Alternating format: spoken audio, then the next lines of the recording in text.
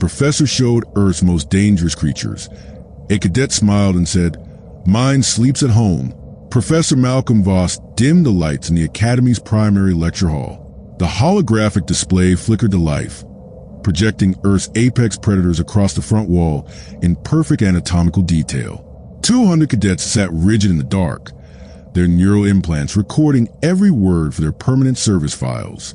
"The saltwater crocodile," Voss began, his voice steady and clinical, 16 feet long, bite force of 3,700 pounds per square inch.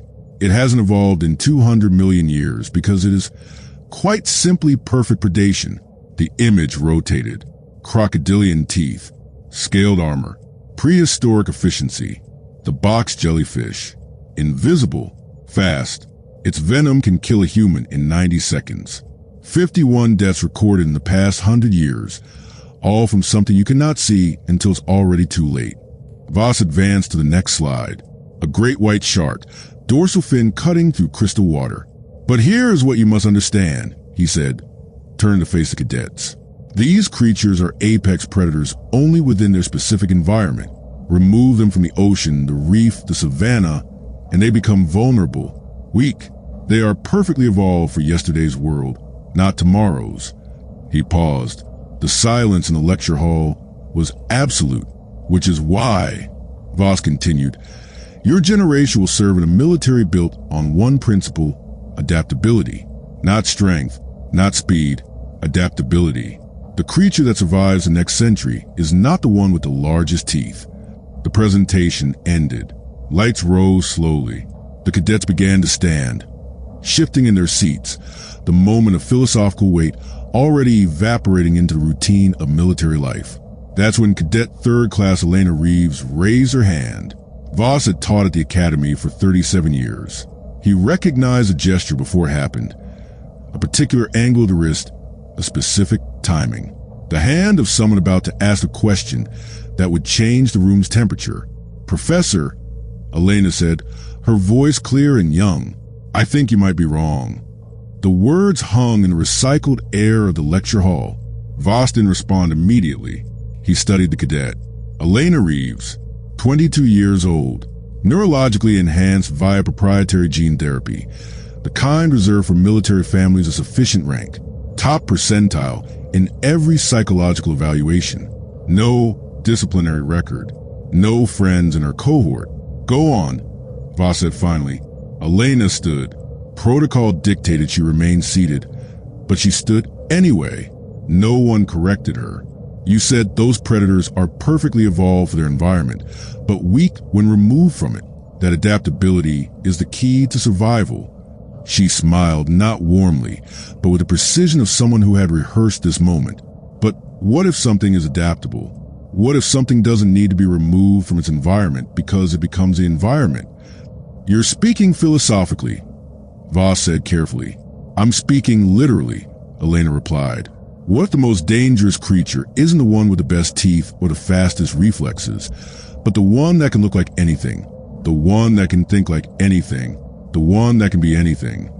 The other cadets were watching now, some with interest, others with a detached expression of those whose neural implants were recording this conversation for command review. "What are you suggesting?" Voss asked. Elena's smile widened fractionally. "I'm suggesting that Earth's most dangerous creatures are the ones in this room, the ones that can be trained, reprogrammed, the ones whose adaptability doesn't come from genes, but from choice, or the illusion of choice." Voss felt something cold move through his chest. "And what about the creature that sleeps in your home, Cadet?" "That's the point, Professor," Elena said, meeting his eyes. "It's not asleep. It hasn't slept since the day I was born. It just pretends to, because that's what the environment demands, because that's what keeps it safe, because the most dangerous predator isn't the one that shows its teeth." She sat down smoothly. The lecture hall remained silent for 4 seconds. Voss counted them. Then he nodded slowly, dismissing the class. The cadets filed out in orderly fashion, their conversations resuming the moment they crossed the threshold.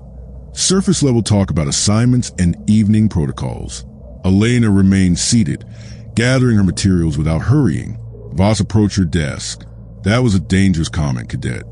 It was an honest one, Professor, Elena replied, meeting his gaze. Isn't that what you taught us? That the military needs people who understand predation? People who are predators. Voss said nothing.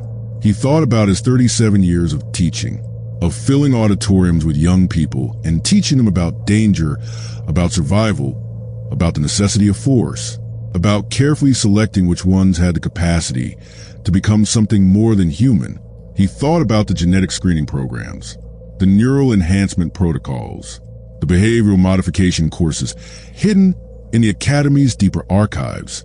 He thought about Elena Reeves, standing in his office at 2 a.m. 6 months ago, asking if she qualified for level 5 enhancement, asking if she could become something useful. He thought about what he had authorized. Go, he said quietly. Before your implant flags this conversation for review. Elena stood, shoulders straight, the picture of a perfect cadet. Thank you, Professor. I'll sleep well tonight. She left. Voss stood alone in the lecture hall, surrounded by holographic displays of Earth's most dangerous creatures, all of them extinct now, all of them harmless in comparison. The most dangerous thing in the Academy walked out the door 20 seconds ago, and it had thanked him for creating it.